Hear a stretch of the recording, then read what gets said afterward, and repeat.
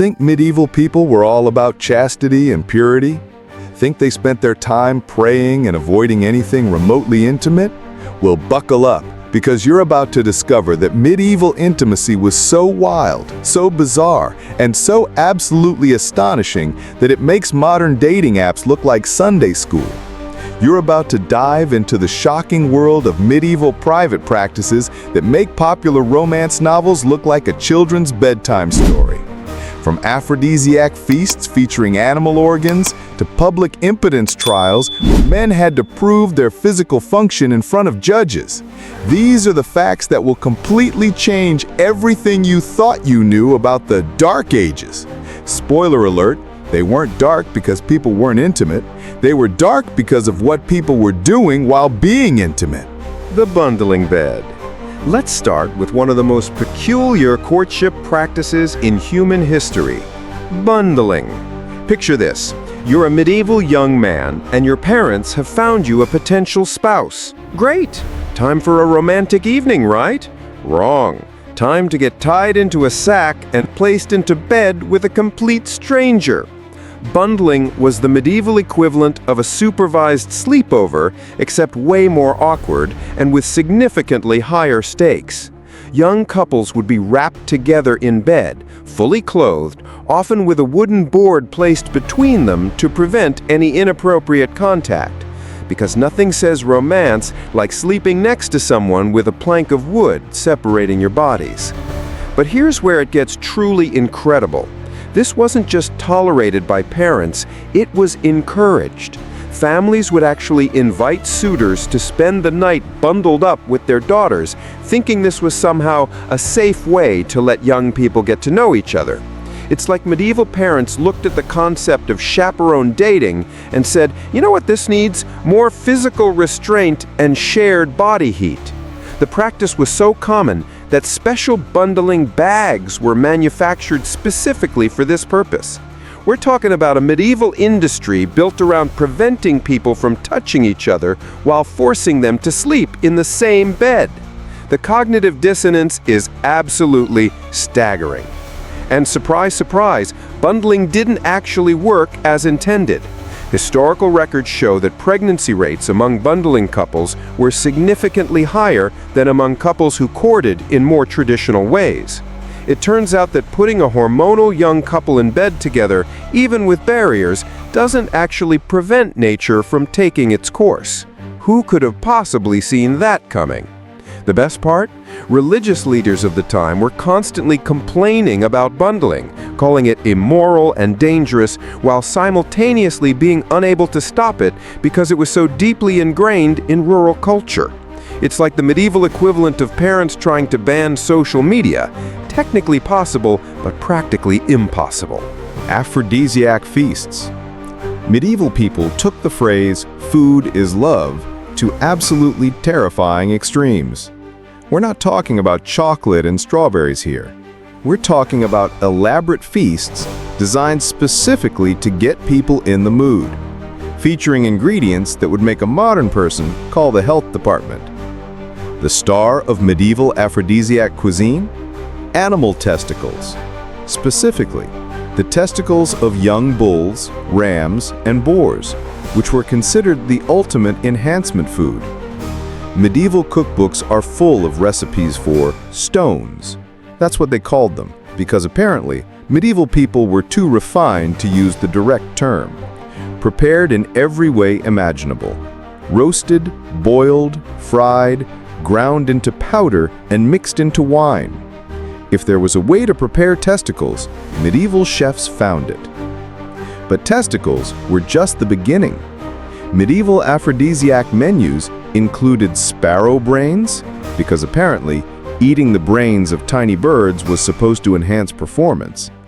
Dishes made from the reproductive organs of various animals, believing that eating fertility would create fertility.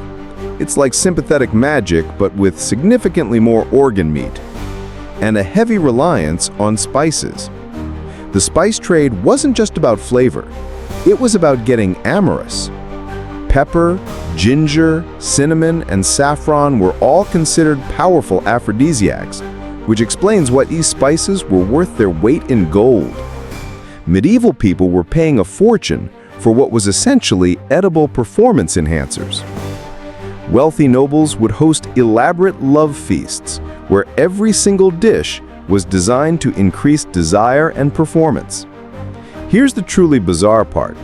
These aphrodisiac feasts were often served at wedding receptions, all designed to help the newlyweds have better intimacy later. The wedding cake was often made with ingredients like pine nuts, almonds, and honey, not because they tasted good together, but because they were all considered sexually stimulating. Medieval physicians actually wrote detailed treatises on aphrodisiac cooking, complete with specific recipes and preparation instructions. We have surviving manuscripts that read like medieval romance cookbooks, with titles like On the Generation of Seed and Foods That Increase Lust. These weren't underground publications. They were legitimate medical texts studied by scholars and physicians. The obsession with aphrodisiac foods got so extreme that certain ingredients were actually banned during religious fasting periods, not because they were unhealthy, but because they were considered too sexually stimulating for people who were supposed to be focusing on spiritual matters. The consummation circus. If you think having your parents meet your significant other is awkward, try having a room full of nobles watch you on your wedding night. Welcome to the medieval bedding ceremony, where privacy was not just discouraged. For aristocratic marriages, it was practically forbidden. The logic behind witnessed consummation was actually pretty straightforward in a completely medieval way. A marriage wasn't considered legally valid until it was consummated. And since marriage contracts often involved massive transfers of land, money, and political power, there needed to be witnesses to prove the deed was done. Because nothing says legally binding contract like having your wedding guests watch you be intimate. The process was elaborate and humbling in equal measure. After the wedding ceremony, the bride and groom would be escorted to their bedchamber by a procession of wedding guests. The bride would be undressed by female relatives, while the groom was undressed by male relatives.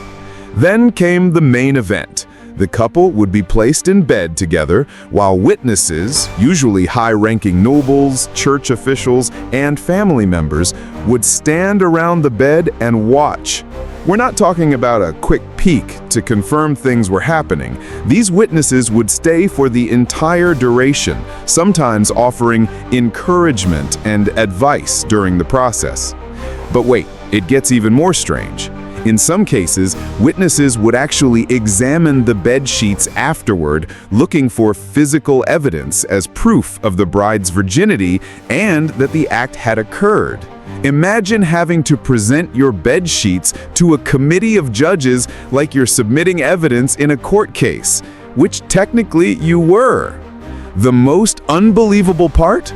This wasn't just for royal marriages. Any marriage involving significant property or political alliances could require witnessed consummation. We're talking about thousands of medieval couples who had to perform their most private moment in front of an audience of relatives and strangers. Public impotence trials. Think modern divorce proceedings are mortifying? Try having to prove your intimate dysfunction in front of a panel of judges, medical experts, and random courtroom observers. Welcome to medieval impotence trials, where privacy went to perish and dignity was legally inadmissible. Medieval impotence trials were the nuclear option of annulment proceedings. Since the church had made divorce nearly impossible, claiming your husband was impotent was one of the few ways a woman could legally escape a marriage. But proving impotence required more than just your word. It required a full-scale legal investigation into your intimate life. The trial process was absolutely wild. First, the couple would be examined separately by medical experts who would inspect their private parts for signs of physical abnormality.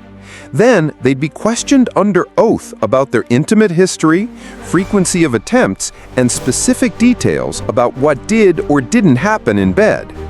But the real spectacle was the trial by Congress. Yes, that's what they actually called it. If the medical examination was inconclusive, the court could order the couple to attempt intercourse under supervision. These supervised sessions took place in special rooms, either in the courthouse or in rented chambers, with medical experts and court officials watching through peepholes or from behind screens. The couple was given a specific amount of time to perform, and if the man couldn't achieve or maintain an erection, the marriage could be annulled. Some men tried to game the system by using various enhancement methods, medieval performance aids made from herbs, animal parts, or magical potions. Court records show cases where men were caught trying to smuggle aphrodisiacs into the trial chamber, leading to even more invasive examinations to ensure they weren't using artificial assistance. The social consequences of impotence trials were devastating. Win or lose, everyone involved became the subject of public gossip and ridicule. Some men preferred to accept annulment rather than undergo the trial, essentially admitting to impotence to avoid the humiliation of public testing. From bundling boards to testicle feasts and public performance trials, the medieval world was a place of astonishing contradictions. They were obsessed with purity, yet ran church-owned brothels. They sought to control desire with bizarre rules, yet went to extreme lengths to ignite it with strange foods. The medieval approach to intimacy reveals something fundamental about human nature.